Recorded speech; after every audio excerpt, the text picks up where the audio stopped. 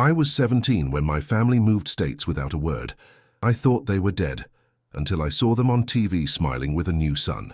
Hi, I'm Diego. I'm 35 years old, and this is probably the craziest story you'll hear today. I still can't believe this actually happened to me, but I need to tell someone, because for years I thought I was going insane. When I was 17, my family literally disappeared. And when I say disappeared, I mean I came home from school one day and the house was empty. No furniture, no clothes, nothing. Just bare walls and the echo of my footsteps in rooms that 24 hours earlier had been full of life. But let me start from the beginning so you understand the full context of this insanity. I grew up in what looked like a perfect family from the outside. My parents, Robert and Carmen, had stable jobs. He was an engineer and she was an accountant. My younger sister, Sophia, was 14 and had always been the golden child of the house. We lived in a nice house in the suburbs of Phoenix, Arizona, had 2 cars, and according to all the neighbors, we were the model family of the neighborhood. But reality was very different. For as long as I can remember, I always felt different in my family. Not physically. I look a lot like my dad, but in personality and interests. While my family was very conservative and traditional, I was more liberal and artistic. While they watched soap operas, I read books. While they went to church every Sunday, I preferred to stay home drawing or writing. My sister Sophia was everything my parents wanted: obedient, studious, religious, and planning to study something respectable like business or law. I, on the other hand, wanted to study art or literature, something my parents considered a waste of time for slackers. The arguments were constant. Diego, stop daydreaming. Diego, get serious about your future. Diego, when are you going to grow up? It didn't matter that I had good grades or won writing contests at school. To them, nothing I did had value. Things got worse when I turned 17. My parents had decided I would study engineering like my dad, and when I told them I wanted to study literature, my mom literally started crying, saying I was disappointing her. "We're not going to support a starving artist," my dad told me that day. "Either you study something useful, or you leave this house when you turn 18. But what hurt me most was my sister's attitude. Sophia, who at least used to talk to me, started treating me like I was an embarrassment to the family. At family dinners, they would make comments about children who turn out wrong and black sheep, always looking at me when they said it. I remember one particular night just weeks before they disappeared. We were having dinner and my dad started his usual speech about my future, but this time was different. "You know what, Diego," he said, "sometimes I think we made a mistake with you. Your sister is going to be someone in life, but you, I don't know what we're going to do with you." My mom nodded and added, "Maybe we should have been stricter from the beginning, but it's too late now, isn't it?" That night, I went to bed thinking about how much they seemed to hate me, but I never imagined what was coming. It was a regular Tuesday in November. I remember the day perfectly because we had a math test, and I was happy because I had done well. I came home whistling, wanting to tell someone I had gotten an A. But when I put the key in the lock, something felt wrong. The house was too quiet. I went inside and yelled, "I'm home," like always, but no one answered. I thought maybe they had gone out, although it was weird because my mom was always home at that time preparing dinner. I went up to my room to drop off my backpack, and when I opened the door, nothing. Literally nothing. My bed, my desk, my clothes, my books, everything had disappeared. The walls were bare, as if I had never lived there. I ran to my parents' room empty, to Sophia's room empty, to the living room no furniture, to the kitchen not even dishes. I stood in the middle of the empty living room, feeling like I was in a nightmare. I called my mum's cell phone, number disconnected. My dad's, disconnected. Sophia's, disconnected. That's when I started to really panic. I spent that first night lying on the floor of what had been my room, crying and not understanding what had happened. The next day I went to school, hoping someone would tell me something, that there would be an explanation. But my classmates were as confused as I was. "Where's your sister?" they asked when they noticed Sophia hadn't shown up. I didn't know what to say. I went to the principal and explained the situation. He was quiet for a moment and then told me something I'll never forget. "Diego, last night your parents came to pick up your and your sister's school records. They said they were moving for work, but that you were going to stay with some relatives to finish the school year. What relatives? I asked, completely lost. I don't know, son. They said you already knew the details. I left the principal's office feeling like the world was falling apart. My own parents had lied, had made up a story about relatives that didn't exist, and had completely abandoned me. That night, when I returned to the empty house, I found a note that I had somehow missed the day before. It was on the refrigerator, held with a magnet. Diego, you're almost of age. It's time you learn to fend for yourself. The rent is paid until the end of the month. After that, it's your responsibility. We hope this teaches you to be more responsible and mature. Mom and Dad. I read that note about 20 times, hoping it would say something different. But no, my parents had abandoned me with a note on the refrigerator, like it was a reminder to buy milk. The following months were the hardest of my life. I had no money, no job, and I was barely 17. Some neighbors helped me with food when they found out what had happened, but most looked at me with pity, or as if it was somehow my fault. I got a part-time job at a grocery store to be able to pay some rent, although I had to move to a tiny room in a dangerous part of town. I finished high school working nights and studying during the day, sleeping an average of 4 hours per night. During all this time, I tried to investigate where they had gone. I asked neighbors, distant relatives, searched on social media, although back then there wasn't as much as now, but it was as if they had vanished from the face of the earth. There were days when I thought maybe they had died in an accident, and no one had told me. Other days I thought I had gone crazy, and it was all a nightmare. But reality was still there. I was completely alone in the world at 17. When I turned 18, I made a decision that would change my life forever. I wasn't going to let what they had done to me destroy me. I was going to prove to them and prove to myself that I could be successful without them. I enrolled in Arizona State University to study literature, working full-time to pay for my studies. They were hard years, very hard, but every obstacle I overcame made me stronger. During college, I discovered I had real talent for writing.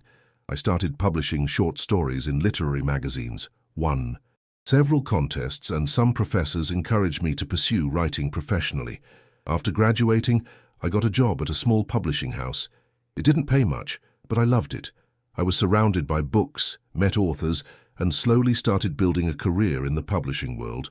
By 25, I had climbed to senior editor. By 28, I was offered the position of editorial director at a larger publishing house in New York City.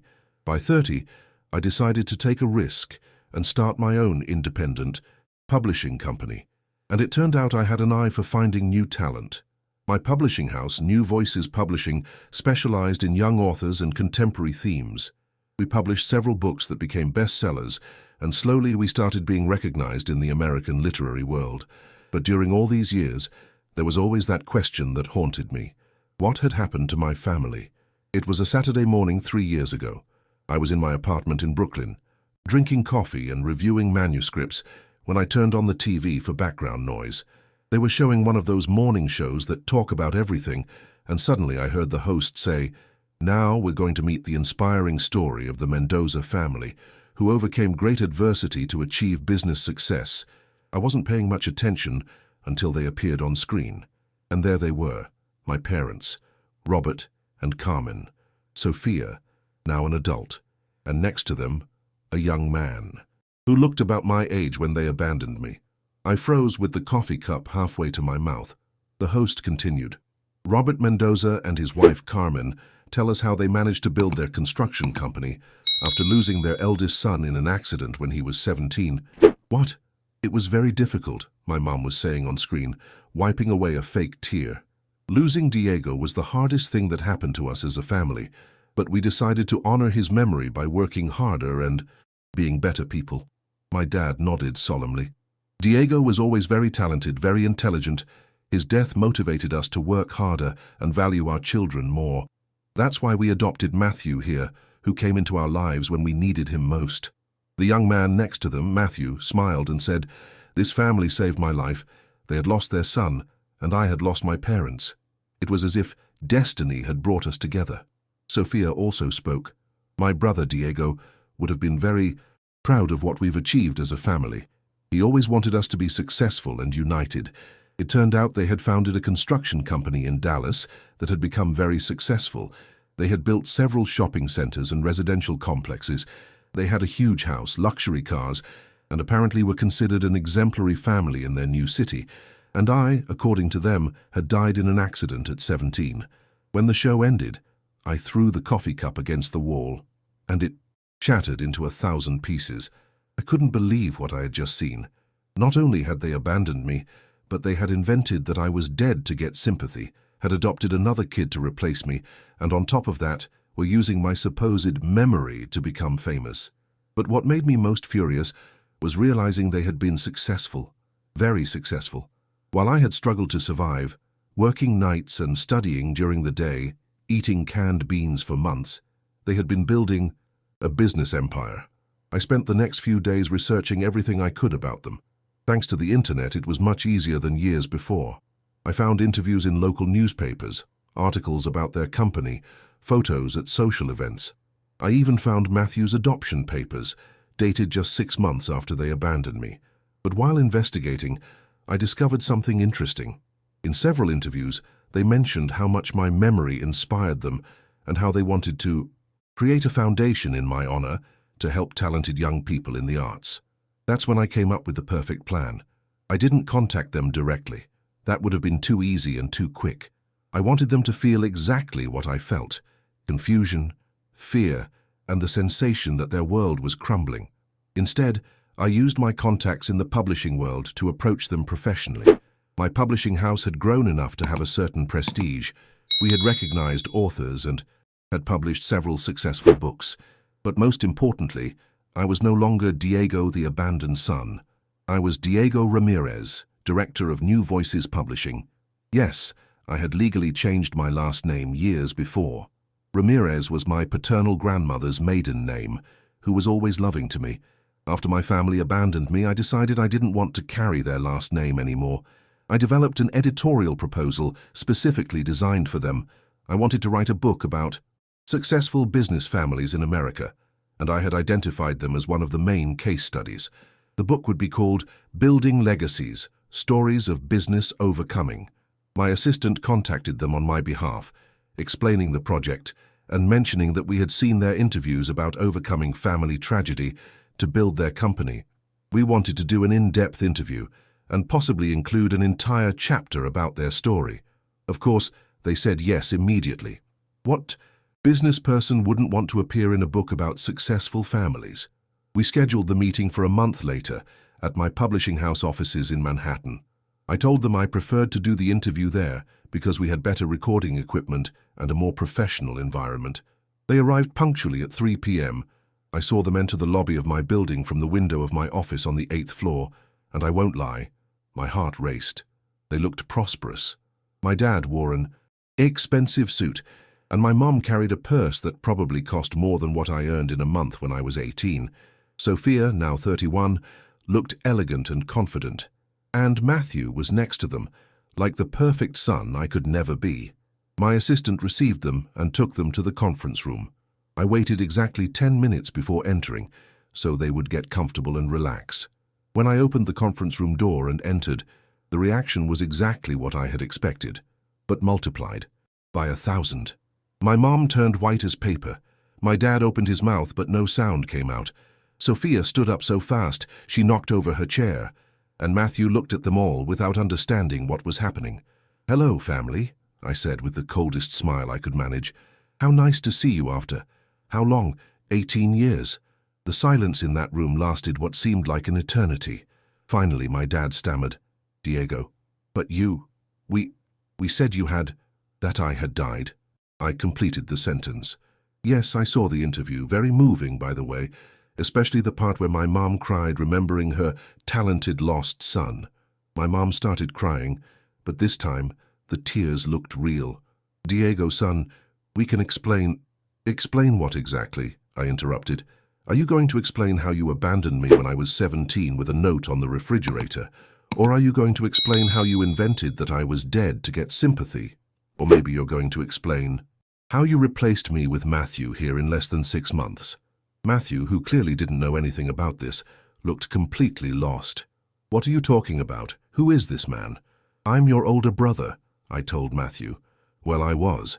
It turns out my parents decided it was better to say I was dead than admit they had abandoned their son. Sophia finally found her voice. Diego, you don't understand. Things were complicated. Complicated. I laughed without humor.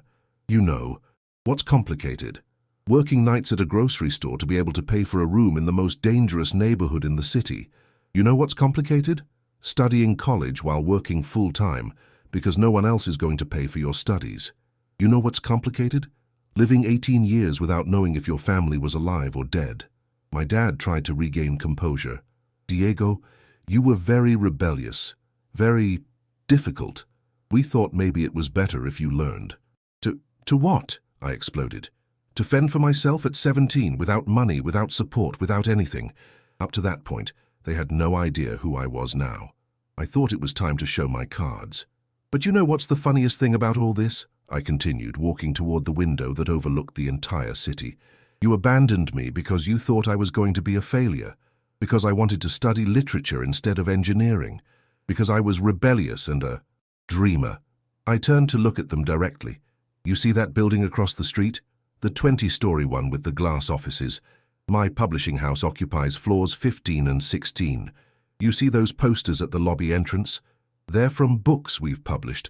3 of them have been national bestsellers this year. My dad's face started to change.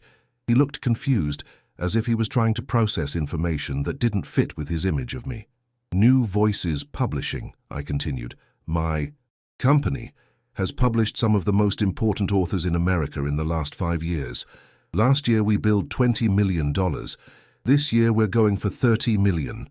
My mum kept crying, but now she looked more confused than sad. But that's not the best part, I smiled. You know what my network of contacts is? Writers, journalists, television producers, media people. You know how easy it would be for me to get some journalist to investigate the inspiring story of the Mendoza family that overcame their son's death to build a business empire. The threat hung in the air. Now they did look scared. Let me explain exactly what's going to happen, I said, sitting at the head of the table like the director I was. First, you're going to call all the media where you've told your lie about my death, and you're going to tell the truth. You're going to explain that you invented that story, that you abandoned me, and you're going to apologize publicly. Diego, you can't ask us to... My dad started. Can't I? I interrupted. Do you think I don't have evidence of everything? Do you think I didn't keep that note you left me? Do you think I can't prove I was living alone at 17? Do you think my neighbors from back then won't remember the family that disappeared in the middle of the night abandoning their son? Silence filled the room again. Second, I continued, you're going to donate a significant amount of money to a real foundation that helps the abandoned youth. Not in my memory, but as an apology for the damage you caused. How much? My dad asked, resigned. $4 million, I said without blinking. It's an amount you can pay without going bankrupt, but big enough to hurt. Third, I want Matthew to know the complete truth. He deserves to know you adopted him to replace the son you abandoned, not because you lost your son in an accident.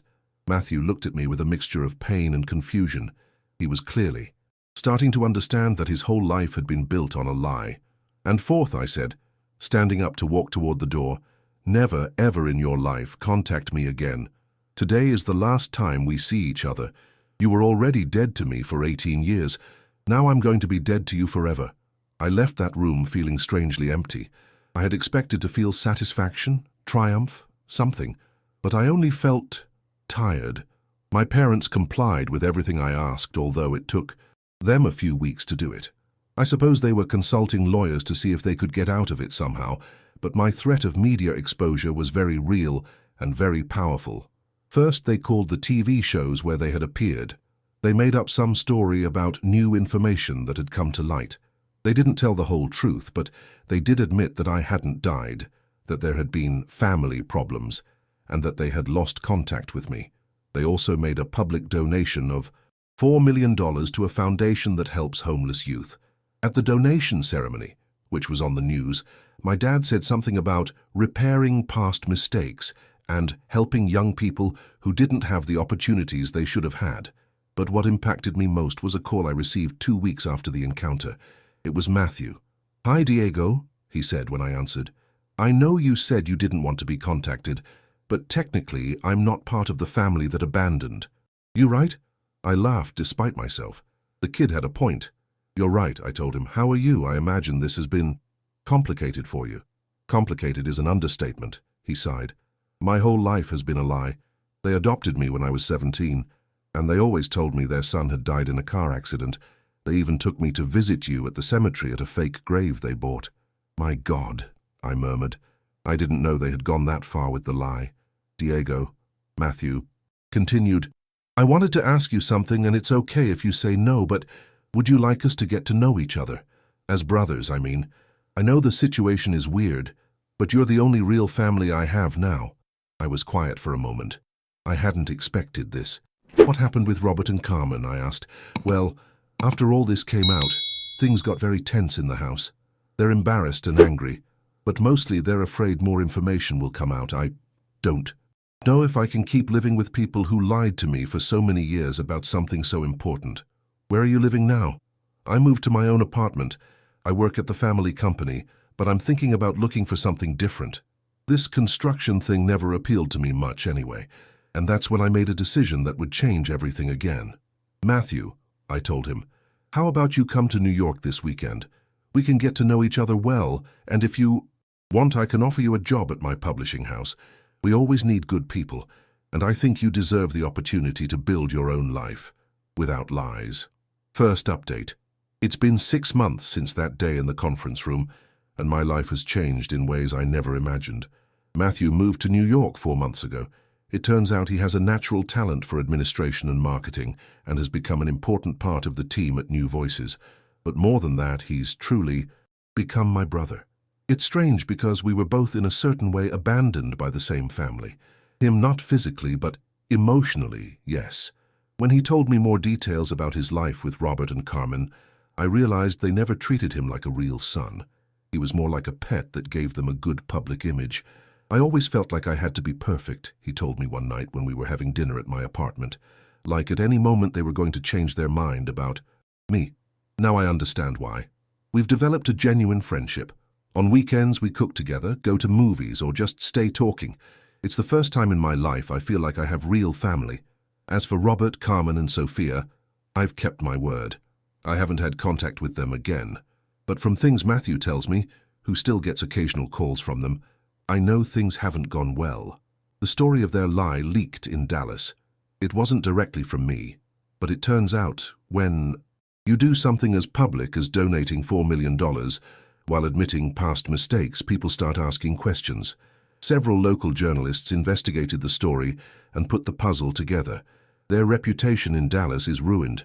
They've lost several important contracts because their business partners don't trust people who can lie so blatantly about something so serious. The company hasn't gone bankrupt, but it's struggling. But what surprised me most was learning that Sophia had looked for me on social media and had found my professional profile. According to Matthew, she started crying when she saw all the things I've accomplished, all the books we've published, the interviews I've given. She says she always knew you were talented, Matthew told me, but she never imagined you'd go so far. I don't know how to feel about that. Part of me is satisfied that they finally realize what they lost. Another part just feels tired of all the drama. Second update. I just passed the first anniversary of the revelation, as Matthew and I call it now, and I can honestly say my life has never been better. New Voices just signed a contract with a Spanish publisher to distribute our books in Europe. We also started a scholarship program for young writers from low-income backgrounds. It's ironic, but the money Robert and Carmen were forced to donate planted the seed for something that has become my most cherished project. Matthew is no longer just my employee. He's my minority partner in the publishing house. He has an incredible eye for detecting promising manuscripts, and his background in administration has helped us become more efficient. But above all, I finally have someone I can trust completely. I've also started therapy. I know it sounds cliché, but after years of pretending the abandonment hadn't affected me, I finally admitted I needed help processing everything. My therapist helped me understand that my obsessive drive to work and be successful came in part from wanting to prove to them they had been wrong about me. But what happens when you've already proved it to them? She asked me in a session. What do you do with all that energy now? The answer surprised me. I decided to write a book, not about them specifically, but about young people who overcome difficult family situations. It's called Orphans of Living Parents, and it's going to be published next year by a major publisher in the US and Mexico. There are already TV producers interested in the rights. As for Robert, Carmen, and Sophia, the news isn't good for them. Their construction company finally went bankrupt 3 months ago. It turns out that in addition to reputation problems, Robert had been taking very risky loans to finance increasingly larger projects. When several clients cancelled contracts due to the controversy, they couldn't pay the debts. They lost the big house, the luxury cars, everything. According to Matthew, they now live in a small apartment, and Robert works as an employee at another construction company. Carmen got a job as an accountant at a government office. Sophia got divorced 6 months ago. Her husband, apparently, couldn't handle the social scandal and economic pressure. Now she lives with Robert and Carmen with her 2 small children. Matthew tells me they've asked about me several times, but I kept my word. To me, they're still dead. Although something happened a month ago that I didn't expect. I was at the National Book Fair in Los Angeles, presenting our author catalog when I saw her. Sophia. She was in the children's book section, obviously buying something for her kids. She looked small, tired, very different from the elegant and confident woman I had seen in my office a year before. She saw me at the same time I saw her. For a moment, neither of us moved. Then she started walking toward me. "Diego," she said when she reached my booth. Her voice was barely a whisper. "Sophia," I responded, keeping a neutral tone. Can we talk? Just 5 minutes?" I looked around. There were people everywhere, and I didn't want to make a scene. I nodded and took her to a small cafe inside the fair venue. We sat in silence for a moment. She looked nervous, playing with her wedding ring that was no longer there. "I'm not coming to ask for forgiveness," she finally started. "I know I don't deserve that.